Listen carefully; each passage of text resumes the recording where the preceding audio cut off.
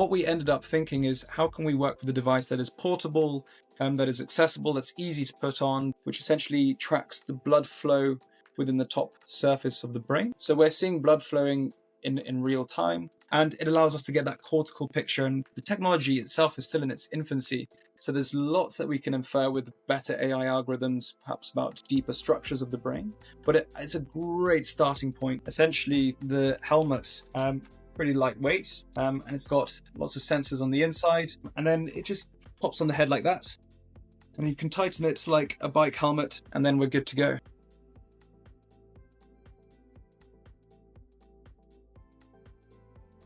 Welcome back to the MindTech podcast, where we dive deep into the unsolved problems in mind health, the people building technology to solve them. Today's guest is Rufus, one of the founders of Connectome, a neurotechnology company based in Switzerland and the UK, transforming how we understand and optimize the human brain.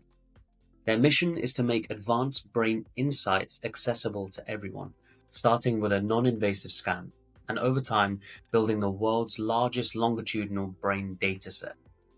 In this episode, we discuss how Rufus and his team are focused on only providing metrics that people can act on, the surprising customer segment raving about this technology, and balancing the tension of moving fast and breaking things with doing things properly. You'll also get to see Rufus demoing the headset himself. If you're interested in participating in Connectome's upcoming study at Imperial College London, you can sign up to their waitlist. Equally, if you're interested in participating in Connectome's upcoming round of funding, feel free to reach out to Rufus directly on LinkedIn. Let's get into it. Rufus, it's a real pleasure to have you on the MindTech podcast. Of course, Connectome aligns so strongly with the mission that this space really has, which is to leverage the power of emerging technologies to try and improve the health of our minds, our brains. Of course, they are, in some people's eyes, one and the same, but I think we'll hear from you today a little bit how we're focusing on brain health, cognitive health, and what that might mean for the health of the whole body, not just mental, but physical as well. So yeah, real happy to have you on, and thank you for being here. Yeah, it's good to be here as well. And yeah, I've got to say it's an exciting space to be in. I feel like, especially in neuroscience, it's never been so exciting. I think this new technology that's been coming to the forefront, neuromodulation, invasive and non-invasive, has been incredible. New neuroimaging technologies. And then the advancement of AI within it all has just accelerated things significantly. And since we started this, I've been astounded as to how much is actually coming out and just quite where the field's going. I think it's something very exciting to be a part of. Yeah, 100%. It's, as you said, not only the emerging technologies that are making people feel so attracted to this space, but also the need, really. And especially in this part of the body, the mind and brain, the need for more objective measurements that are really nice and accurate, like we may have with other parts of the body. So maybe that's a good place to start then, the need that has led to us being in this space together, but also what's led to Connectome coming to, into this world in the first place. What would you say is at its core the unmet need that Connectome exists to resolve? Yeah, absolutely. So the thing that we're most interested about is this element of the impact of life on the brain and how it can deteriorate through a couple different areas and cause people to really lose out on that quality of life. And what I'm referring to is, for example, dementia, and how somebody in their sort of final decades of their life, which is such an important piece of their life, it's where they spend their time with their families, and there's so much to do in that final chapter, how that can be completely lost. It can be, quality can be severely reduced just because of dementia. And that's something that is rising. And then there's also the problem within society of a loss of quality due to things like screen time, due to phone addiction, that sort of stripping of people's attention. And these are sort of actually really endemic, and they're affecting a lot of people. And they're completely preventable in a lot of cases. So with dementia, 40% of the cases of dementia can actually be prevented. And then with screen time, of course, that can be managed. So there's a lot of ways that we can actually prevent these things from occurring. And I'm not saying that that should be the only strategy. Of course, we need to actually be addressing those that have it as well. And there's a lot of pharmaceutical therapeutic companies that are doing just that. And that's fantastic. What we're really interested in is how can we even stop that from happening in the first place? How can we proactively manage lives so that we reduce dementia chances, that we can reduce the chances of our attentions being lost, things like ADHD on the rise? How can we actually tackle those things? So that's the kind of main unmet need that we're focused on. And there's almost a secondary unmet need, which is that in neuroscience, to truly understand the intricacies, the nuances of these conditions, you need enormous data sets. So that's something that we're really interested in tackling as well, is saying how can we bring a product to the market that tackles, first of all, these preventable neurodegenerative disorders, diseases, or lifestyle issues that affect your brain. How can we tackle that? But also, how can we build these large data sets that allow us to understand more and kind of unravel the mystery as to how these conditions actually start to take a hold of someone's life? And it's sort of that convergence then, isn't it, of now that we are better able to manage all of that data, we are suddenly able to solve something that we haven't been able to solve up until now, right? So do you think that the reason we haven't been able to solve proactively preventing things like dementia and this cognitive decline that we are seeing across people of all ages is because of a lack of objective insight, or what else might be holding us back from really preventing cognitive decline? Yeah, I think there's a few key barriers in that space. I think one is just having large enough scale studies that are going on, and they're starting to pop up around the world. You know, there's some that have taken place in Australia that have looked at sort of 3,000 people aging over time and characterizing it. And then, of course, there's the famous Lancet study, which quotes these 40% of preventable cases. And so these studies are starting to appear, but they're sort of lacking a lot in neuroimaging data. And the reason why they lack this data is because most neuroimaging modalities up until now have been incredibly difficult to scale and to use at scale. And so your typical fMRI machines and CAT scans and things, they're all in hospitals. They're well over £1 million per device. And if you want to run thousands and if not millions of people through a device like this, it's going to be incredibly logistically difficult. And those devices are also being used for other things. They're used in hospitals. They're constantly at high demand. So it's very difficult to meet that demand and run those studies. And so there's one barrier, which is, I guess, from the scalability perspective or the accessibility of the device. And then there's the second barrier, which is that up until now, we haven't had the best tools at our disposal for actually analyzing the brain and for storing that data in a way which is meaningful, and for even linking it to wearable information that actually allows us to understand even more depth about a person's lifestyle, their biometrics. I mean, these technologies 5 years ago were in their infancy, so there's been a huge technology boom that's led us to get to where we are now, and a big advance in AI as well, which allows us to get to the tools that we need to analyze that big data and meet that challenge head on. Hmm. Hmm. And how do you find yourselves in that sweet spot of all of this booming happening around you? Is it that you're leveraging all of these things, or what is it exactly that makes you able to really capitalize and leverage all of these technologies coming to a very useful point? Yeah, so Connectome, we approached this problem in a fairly interesting way to a lot of other neuroscience researchers, in the sense that we looked at the problem from a blank slate perspective.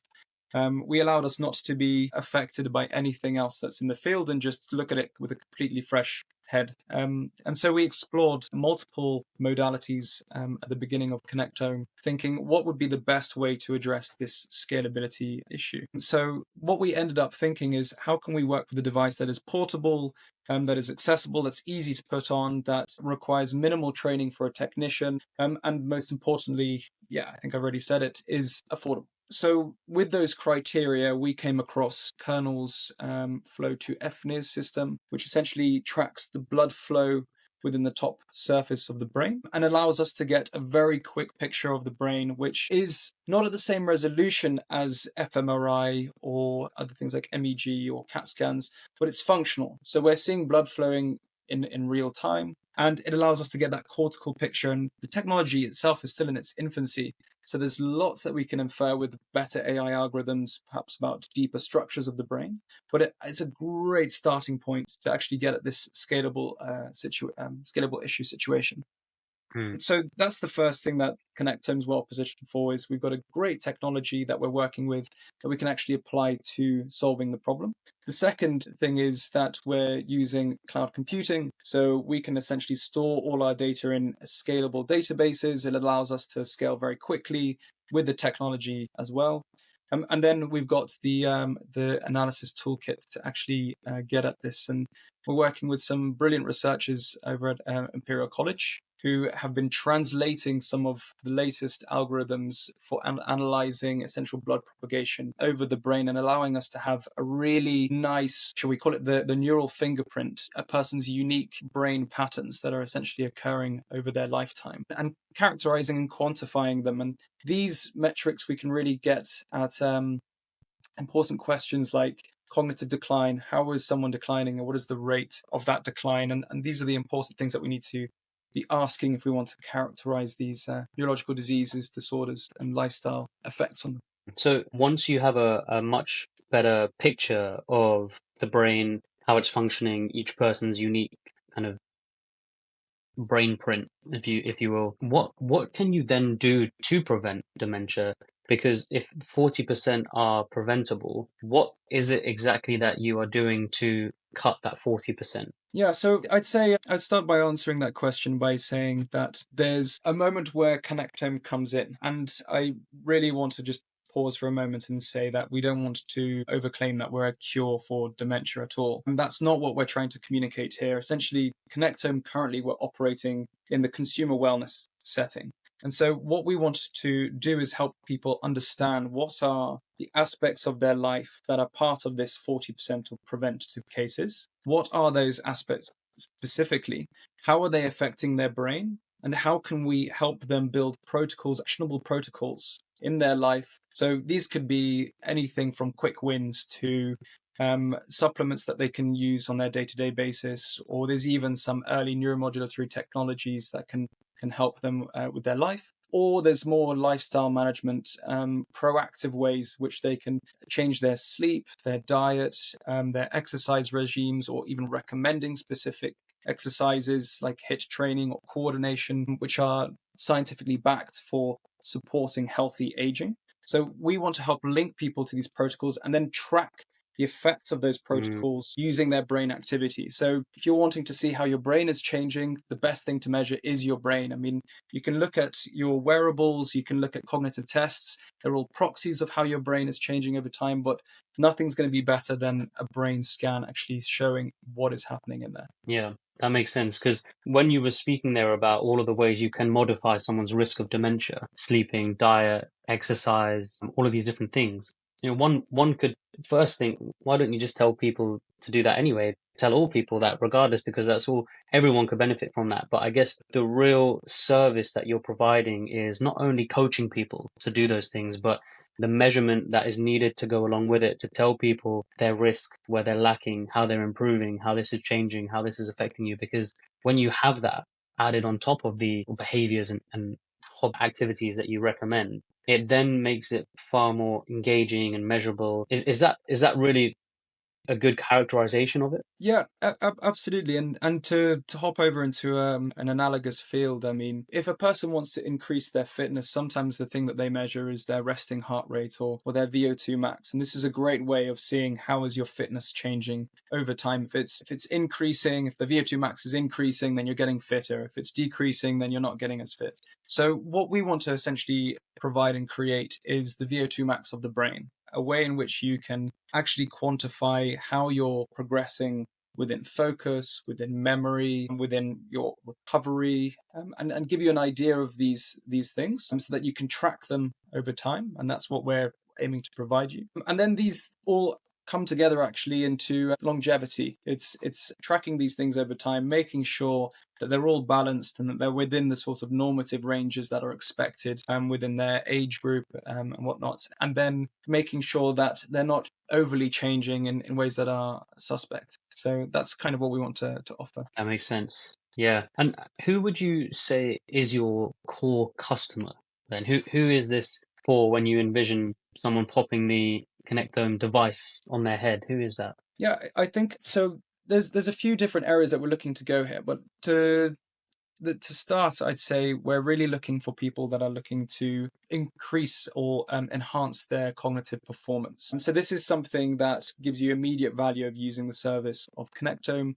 It helps you think about your brain in a new way and track the efficacy of different protocols that we can provide you to improve your brain performance. So we're really focused on that as a sort of first stage. But I'd say that there's two other sort of groups of people that we're also interested in.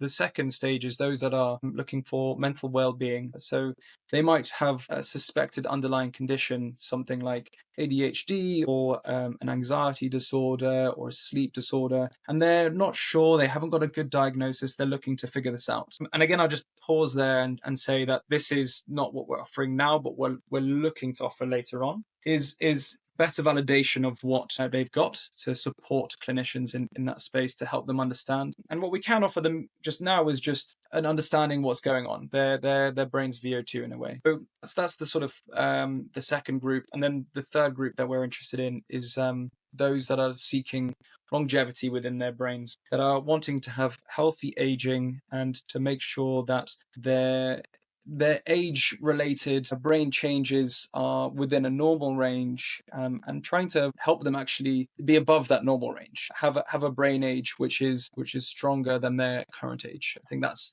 the sort of third area as well. Yeah, that's really cool. Improving the quality of your brain today for what you need to accomplish today, but in doing so, achieving longevity for your brain long term, right? Which is the same principle of how you treat your body. So yeah, I like that. I do.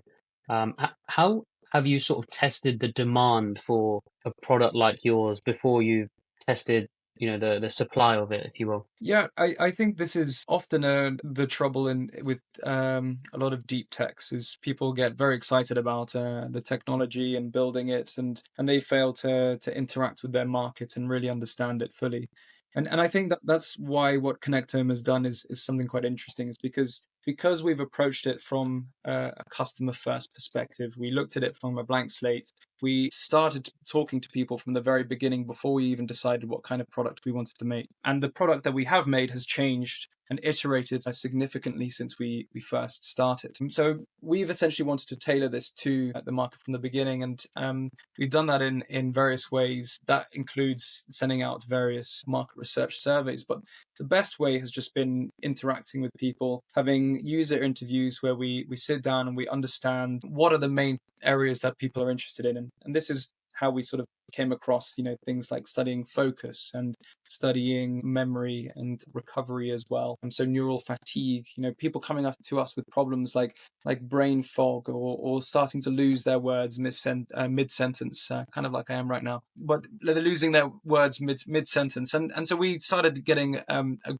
bigger and a more detailed picture from people over time as to what were the challenges that they were facing, was not really how their meds weren't being needed by the current solutions that were out there. And the main thing is not really being able to objectively track how those things are changing. Yeah. I do really agree that there's nothing to really um, track how your brain is changing other than the self-report. So to have something to go alongside that is cool. And when you say the insights you've already gained from your intended users has been very informative for your product development, is that just in the nature of the hardware or the software as well? And can you share a little bit about how the software has evolved to work hand in hand with the hardware? Yeah, so I think through hearing about user challenges, for really trying to understand what people were interested in addressing, we we gathered those insights, and then we said, okay, let's now immerse ourselves in the neuroscientific literature and say what studies have been done that are looking into these specific areas. And so what studies have been done that are looking at people's capacities to focus, and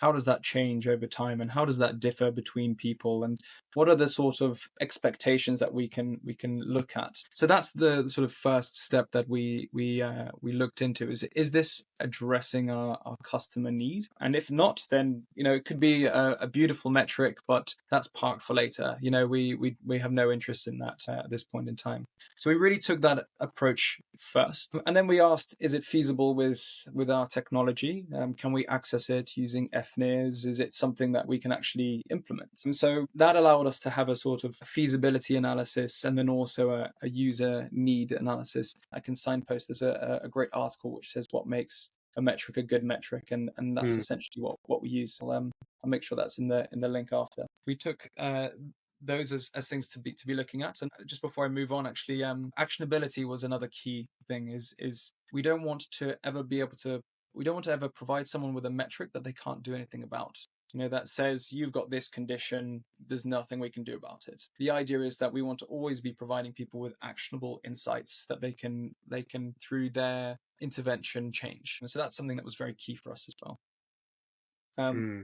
So we built these criteria for our metrics. We scoured neuroscientific literature, and we essentially found the ones which were most interesting. One of the key ones which we're looking at is actually very sensitive to age-related cognitive decline. So that's a great way of actually starting things, just saying, how is this changing as people age, so that we can see the difference there. So that's just an example of one. And to answer your question maybe a little bit more, which was, how did we translate that into software?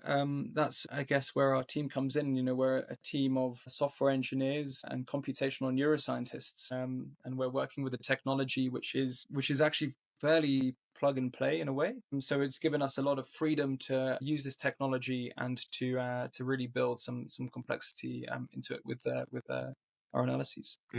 Yeah, no, I think that's awesome. In the mental health or brain health space in particular, you don't see many products that are leveraging frontier tech in hardware, right? You see a lot being claimed in frontier tech in terms of AI, software, but I think it's quite refreshing to hear of such frontier technology in the hardware space being applied in this field. How have you sort of arrived at the designs for the hardware, and how do you see that fitting into the daily or weekly life of your users? Is it something that they just need a scan once a day, like brushing your teeth, or is it something that they try and do while they're doing a certain activity? How does it sort of fit into the daily life there? Essentially, Connectome, we're partnered with a neuroimaging device company called Kernel, and what we're creating it's a brain health assessment service. So somebody would come into a clinic, we'd put a lightweight neuroimaging device, it's kind of in the shape of a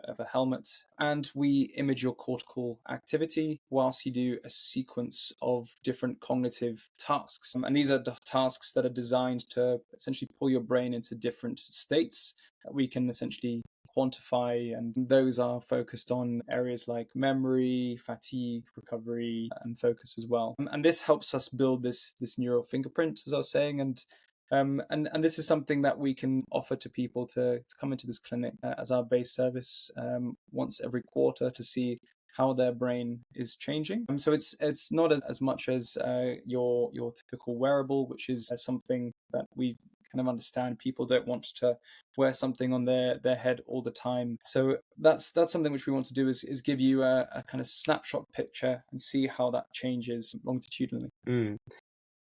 Are we able to sort of see this product in action on yourself today? It would be really cool to see how Yes, user I friendly this knew is. you were getting to that. So here is the kernel flow to device, FNIS device. It's functional near infrared spectroscopy. But just to give you an idea of how easy this device is to use, essentially the helmet, pretty lightweight, and it's got lots of sensors on the inside, and then it just pops on the head like that. and you can tighten it like a bike helmet, and then we're good to go. So there might be some minor calibration of sensors after, but that's typically 5 to 10 minutes to get the entire thing set up. And just for reference, a lot of other devices that you'll see in other research settings take typically an hour to get up and running. And yeah, this device, I mean, you can actually take it anywhere. So I could take this into a GP surgery, I could take it into a residential home, I could take it into a clinic. There are so many different places that we could actually take it, specifically because of its portability, the lack of additional equipment that we need to get it up and running.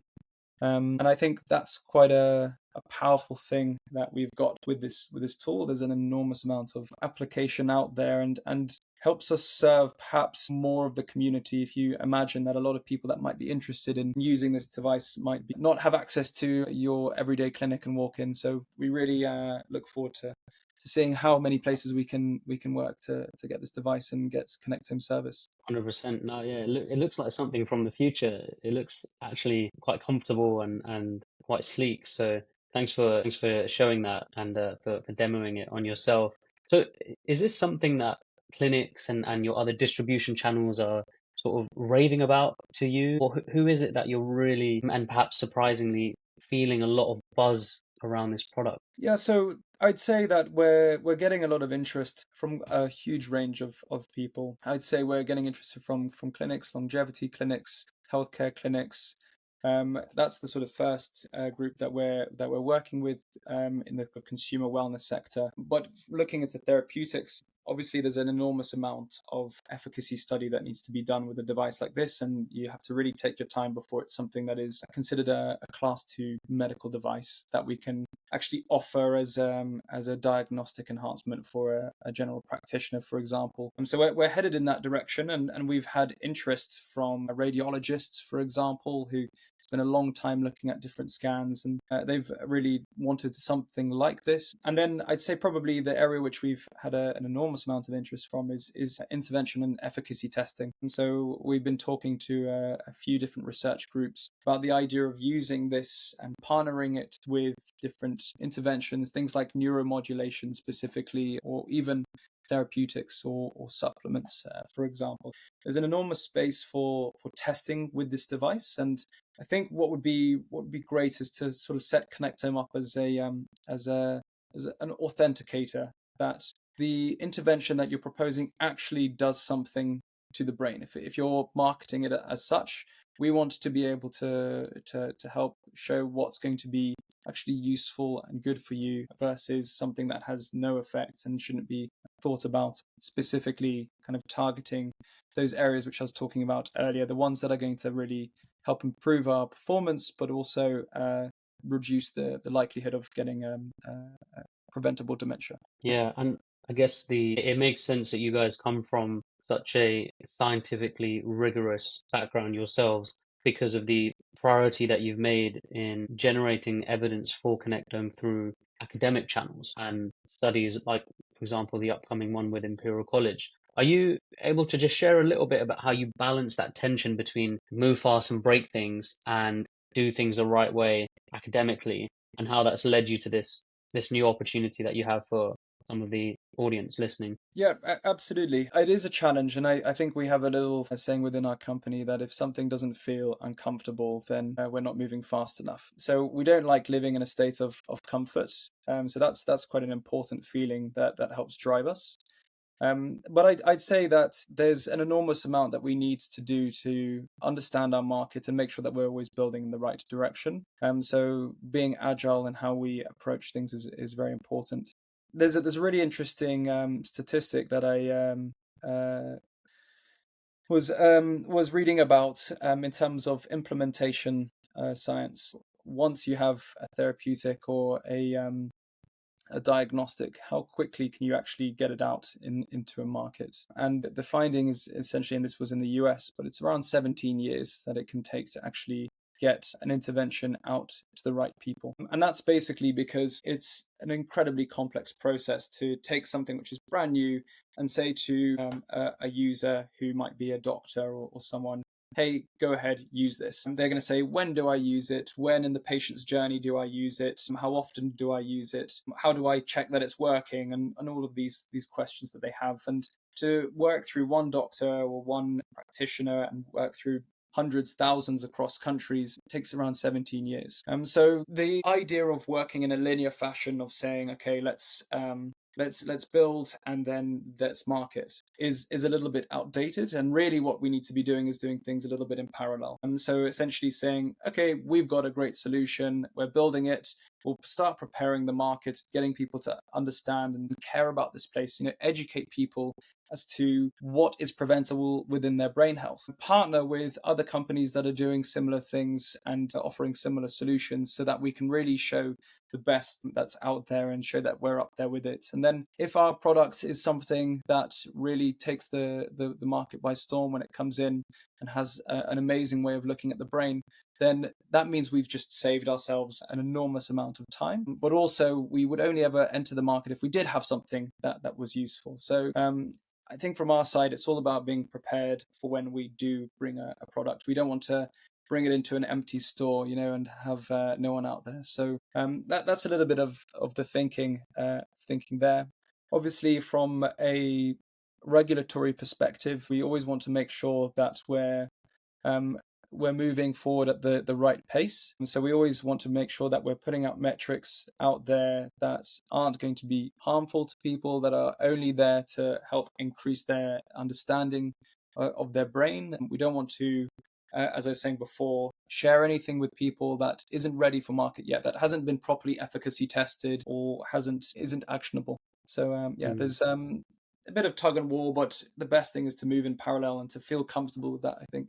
Feel comfortable being uncomfortable. Yeah, it's like a tightrope in a way, but I like how you can see a way of doing both in parallel, because often some innovators choose to just do one or the other, right? But it sounds like that's going to leave a lot on the table in terms of gains in startup space. I guess that brings me then to this question of this round of fundraising that you're doing. And one interesting way of looking at fundraising is you need a certain injection of cash in order to get you to a next level, and crossing that gap of where you are today to where you want to be tomorrow, if only you had the funds, right? And so would you be able to sort of share a little bit about where you are today and why you need a bit of rocket fuel to get you to the next step? Yeah, absolutely. So, I mean, the first thing I just start by highlighting is that the neuro landscape is expanding very, very quickly. There's lots of areas in different neurotechnologies, neurotherapeutics, neuromodulation, and then there's also the kind of consumer wellness side of things that is all exploding and increasing at a remarkable rate. So we're in a very fertile landscape.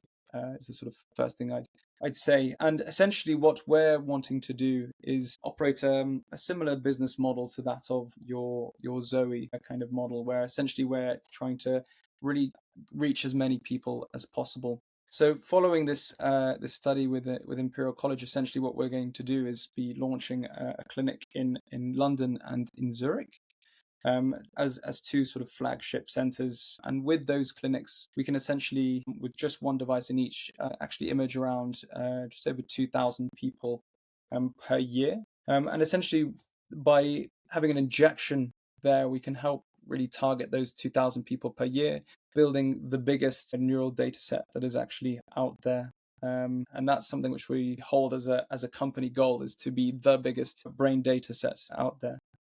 So an injection will really help get us there, and then help expand us and grow more clinics, franchise as well. So work with other healthcare clinics, longevity clinics, and get a Connectome service moving forward. And then also help us build this kind of therapeutic arm to Connectome, where we're actually looking into, can we diagnose specific neurological diseases and disorders using the same technology? Can we take it through those efficacy trials, run those studies, and build essentially something which can one day find itself in a GP practice, or that insurers can advise people to use? Yeah.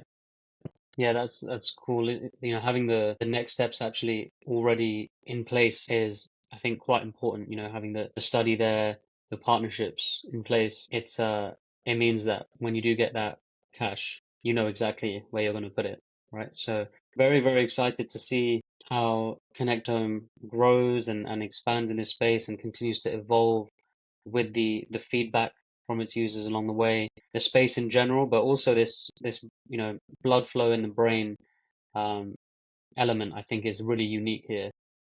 Yeah, maybe one day I'd like to get my scan done and see which bits need a little bit more flow towards them, which bits have a bit too much. But yeah, hopefully the product can be out and ready to be used by people soon, and I'll have some feedback for you myself. Yeah, absolutely, and we'd love to invite you to come and test it.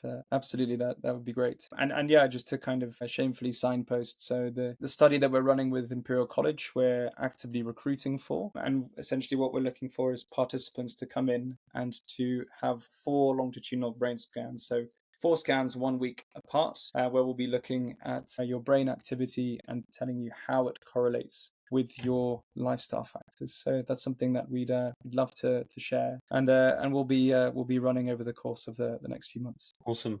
I'll be there, and I hope many of you listening will be there as well. It'll be interesting for you, I'm sure. Rufus, thank you so much, my friend. It's been a real joy to learn about something that I haven't really heard about from many other places. So thank you for bringing that here, and yeah, had a great conversation. Yeah, thanks very much, man. It's been a pleasure. Just like Connectome, every startup that is featured on MindTech is solving a mind health problem with a technology-enabled solution. To get a full picture of all the problems these startups are working on and all the solutions they're offering, click on the link in the description to be emailed access to the MindTech Matrix. This is the first and only visual map of mind health problems on one axis and startup-led solutions on the other. You'll also be updated whenever there's a new episode and get early access to testing out some of the products discussed on the podcast. Everything you need is in the description. Until next time, goodbye.